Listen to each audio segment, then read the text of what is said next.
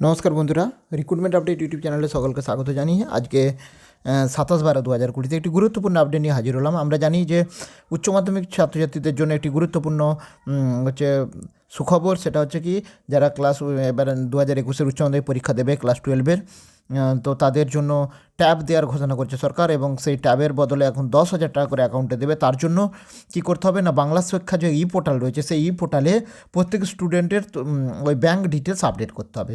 তো কী পদ্ধতিতে আপনারা ব্যাঙ্ক ডিটেলসটা আপডেট করবেন, পুরো পদ্ধতি আমি দেখাচ্ছি। আশা করি অনেকে করে ফেলেছেন, তো যারা এখনও শুরু করেননি তাদের ক্ষেত্রে এটা উপকারে লাগবে।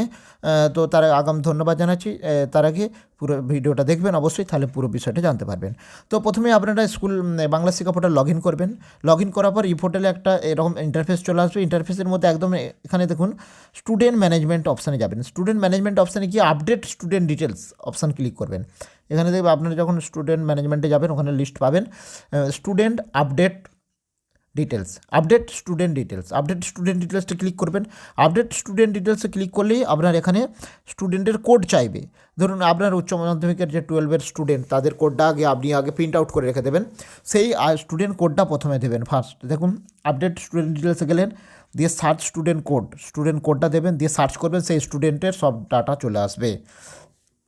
দিয়ে তারপরে কি করতে হবে, ধরুন আমি একটা সার্চ করেছি, তো এখানে একটা নাম আমার এখানে শো করছে, স্টুডেন্ট ডিটেলস এখানে শো করেছে। মানে এখানে আমি কোডটা এখান থেকে কপি করেছিলাম, কপি করে এখানে নিয়ে এসেছি, দিয়ে এখানে পেস্ট করেছি।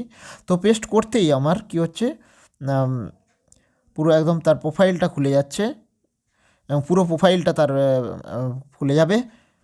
তো বেসিক ডিটেলস এই মানে আপডেট ডিটেলসে গেলেই পুরো ডাটাটা খুলে যাবে, এবং ডাটা খুলে গেলে একদম নিচের দিকে একটু কিছুটা ভালো করে দেখুন, একটু নিচের দিকে দেখবেন, একদম নিচের দিকে কিছুটা দেখবেন এখানে ব্যাঙ্ক ডিটেলস চাইছে। আর আপনার অন্য কিছু দেখার দরকার নেই। অন্য কিছু যদি কিছু চেঞ্জ করে থাকে, অর্থাৎ ধরুন গার্জেন নামের যদি না দেওয়া থাকে বা অন্য কিছু আপডেট করলে সেগুলো চেঞ্জ করে দেবেন, ঠিকঠাক করে দেবেন স্টুডেন্টের।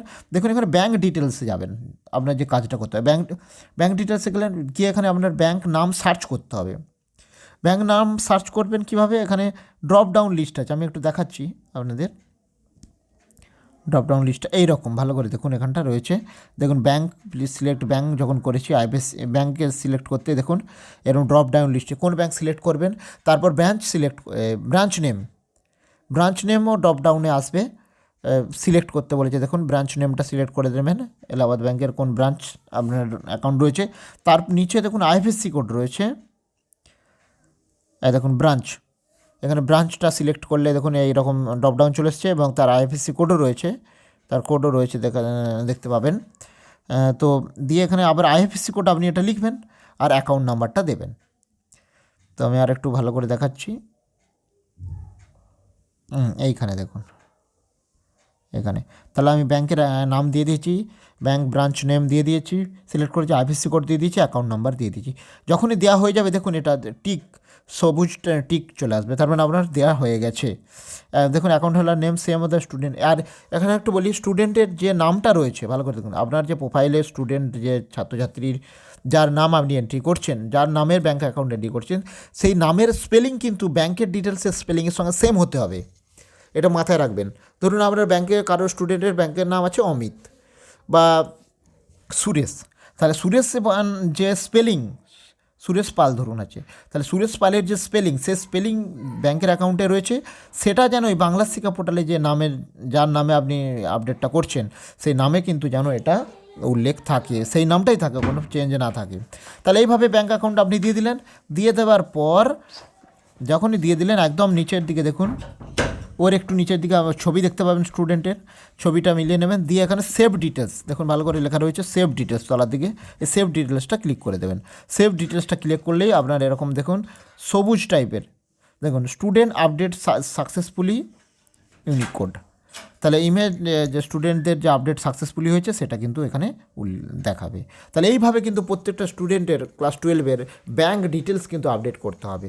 তো যাই হোক, এই লেটেস্ট আপডেটটা আপনি আর যখনই আপডেটটা করে দেবেন ভালো করে দেখুন, আরেকটা জিনিস, আপনি যখন ভিউ লিস্ট দেখবেন ক্লাস 12-এর স্টুডেন্টের, যখন ভিউ লিস্ট দেখবেন ক্লাস 12-এর, এখানে সার্চ করবেন ওপরে গিয়ে, আমি ওটা দেখাচ্ছি সার্চের জায়গাটা, সার্চিংয়ের জায়গাটা দেখাচ্ছি। এইখানে ধরুন 2020 ক্লাস 12 করবেন, সেকশানটা চয়েস করবেন, দিয়ে সার্চ করবেন। যখন স্টুডেন্ট লিস্টটা আপনি দেখতে পাবেন, আপডেট যখন করবেন না, আপডেট করার আগে আপনার যখন ভিউটা দেখবেন তখন দেখবেন প্রত্যেকটা এরকম লাল হয়ে আছে। আর যখনই আপডেট হয়ে যাবে আপনার স্টুডেন্ট ডিটেলসটা আপডেট হয়ে যাওয়ার পর দেখুন এরকম ব্ল্যাক হয়ে যাবে, তার মানে আপনার স্টুডেন্ট আপডেট হয়ে গেছে, স্টুডেন্টের ডাটা আপডেট হয়ে গেছে। এই যেটা ব্ল্যাক হয়ে গেল, না হলে রেড থাকবে। তো রেড বা গোলাপি রঙের যা হোক, এটা যে থাকলে তাহলে বুঝবেন যে আপনার আপডেট হয়নি। যেগুলো আপডেট হয়ে যাবে সেগুলো ব্ল্যাক কালারের চলে আসবে, তাহলে আর কোনো চিন্তা নেই, ভিউটা করে দেখে নেবেন। তো যা হোক, তাহলে কোনো স্টুডেন্ট না বাকি থাকে অবশ্যই দেখবেন ভালো করে। তো যা হোক, এই লেটেস্ট আপডেটটা আপনার সাথে শেয়ার করলাম। তো ভিডিও ভালো লাগলে সে লাইক দেবেন, কমেন্ট দেবেন।